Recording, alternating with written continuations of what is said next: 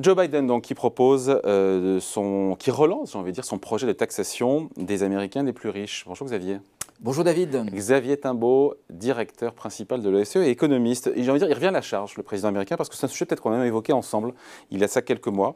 Donc la Maison-Blanche, je rappelle, qui propose donc d'appliquer ce taux minimal d'impôt de 20% aux foyers dont la fortune dépasse les 100 millions de dollars. C'est pas Mr. Smith nécessairement, c'est 0,01% des foyers américains.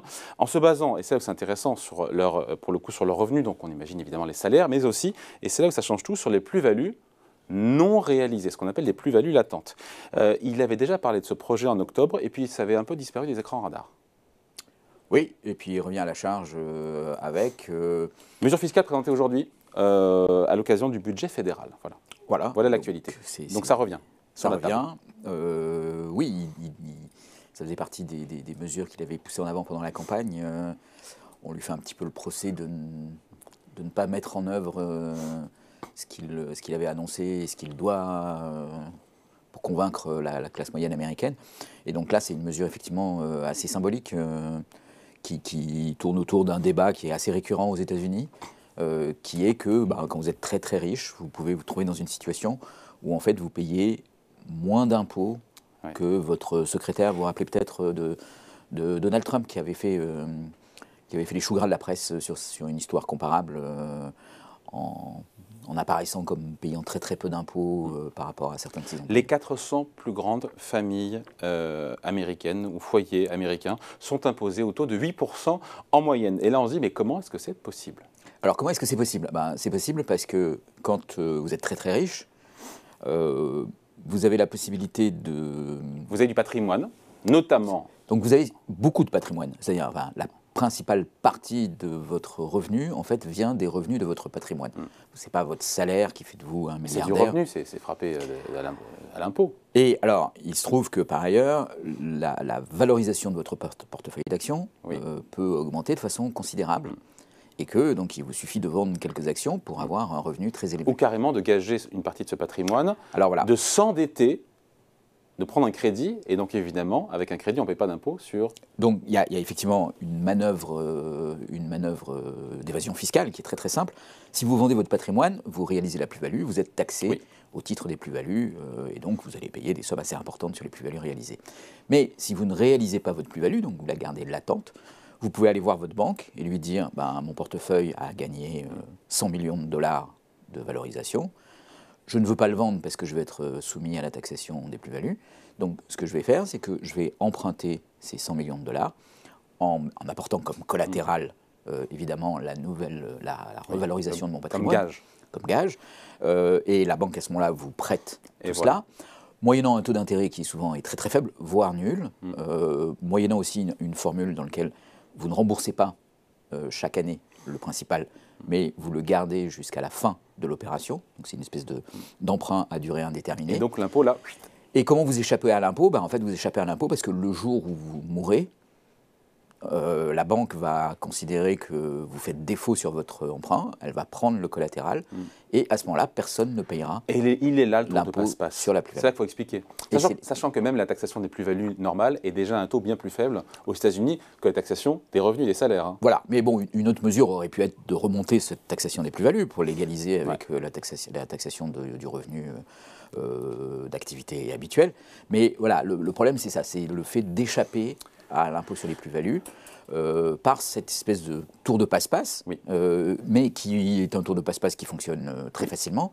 8% de taux d'imposition pour les 400 ménages américains les plus riches, je crois que tout est dit. Donc il veut un taux minimum de 20%, le président américain.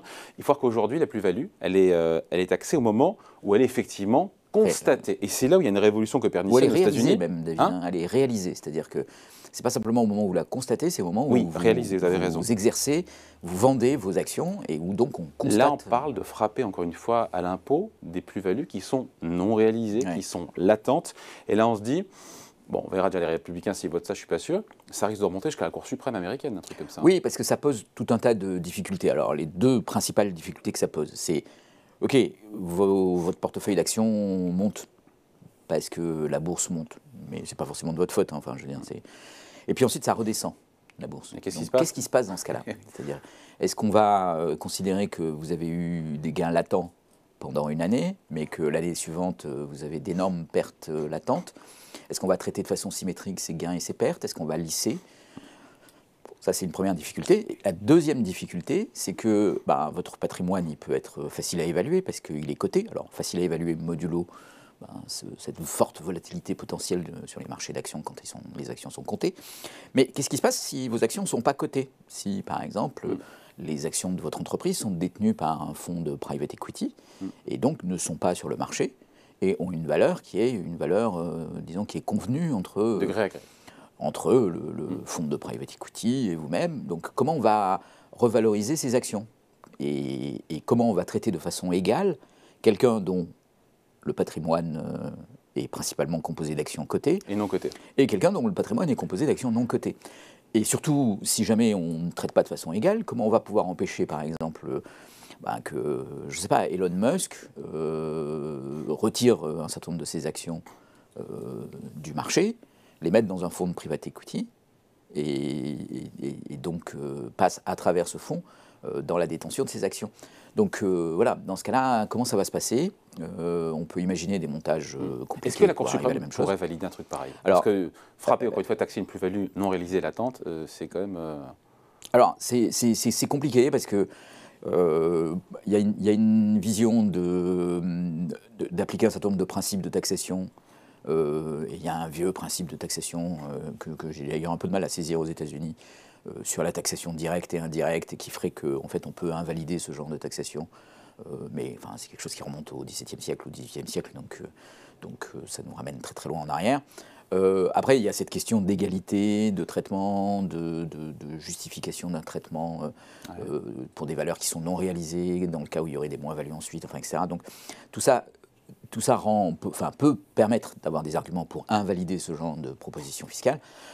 Maintenant, de l'autre côté, voilà, il y a le fait que quand on regarde le patrimoine d'Elon Musk, il augmente, ça constitue une forme de revenu considérable pour lui, et effectivement, il a un taux de taxation sur son revenu apparent, celui qu'il semble payer, qui est très très faible. Dans le cas d'Elon Musk, il est extrêmement faible. Bon. Mesure fiscale qui ne rapporterait pas une broutille, on parle de 360 milliards de dollars sur 10 ans.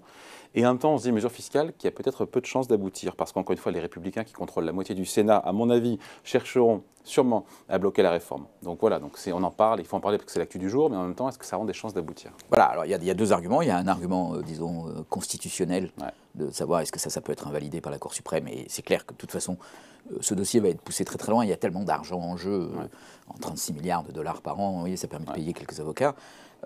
Potentiellement, d'un côté, et puis de l'autre côté, il y a effectivement un équilibre politique.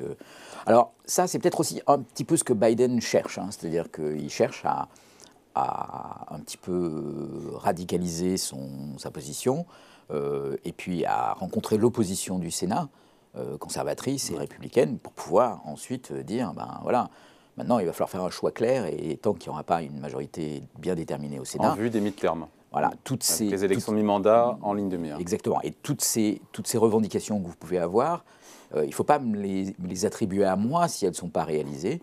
Il faut l'attribuer au fait qu'il y a un Sénat majoritairement, enfin, en tout cas divisé, exactement coupé en deux, avec un pouvoir des Républicains qui est donc suffisamment fort pour pouvoir bloquer ce genre de mesures. Et donc, voilà, le message, il est d'entrer en campagne avec ça, c'est-à-dire en montrant que cette situation-là conduit à l'impuissance et que si vous voulez la lever, il va falloir faire basculer le Sénat. Sachant qu'aucune des mesures fiscales proposées en début de mandat n'a été adoptée jusqu'à présent. Oui, par le président Biden. Pour la raison évoquée, qui est que le Sénat n'est pas en position de décider et qu'il y a à la fois l'équilibre du Sénat entre républicains et démocrates, mais il y a aussi le fait qu'il y a beaucoup de millionnaires au sein du Sénat. Et donc, sur ces questions fiscales... Ils n'ont pas envie de se tirer une balle dans le pied, c'est ça? Oui, ou en tout cas, ils ont un point de vue qui est quand même plutôt celui d'un certain légalisme fiscal ou d'un certain traditionnalisme fiscal, on va dire, pour parler très gentiment, un peu par euphémisme, et donc avec plutôt un biais qui penche vers le refus de ce genre de mesures. Qui serait une innovation, je veux dire, par ailleurs, la question des plus-values se pose pour les très très riches, mais elle se pose aussi dans d'autres cas, elle se pose dans d'autres pays. Et si les États-Unis arrivent à avancer sur cette question de la taxation des plus-values latentes, ça peut changer pas mal de choses. Ça peut ouvrir une brèche. Oui, ça ouvrirait une brèche, en tout cas, ça permettrait Je de ne sais pas qui dans le réfléchir. monde fait ça aujourd'hui. Personne précisément pour ces questions.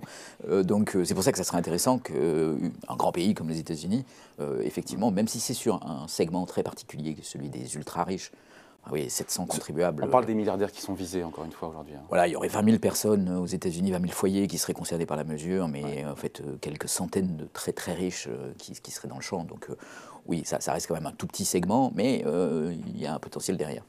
Voilà, et ça nous vient tout droit des États-Unis. Merci beaucoup. Explication signée donc Xavier Tinvaux, économiste et directeur principal de l'OFCE. Merci Xavier. Merci David.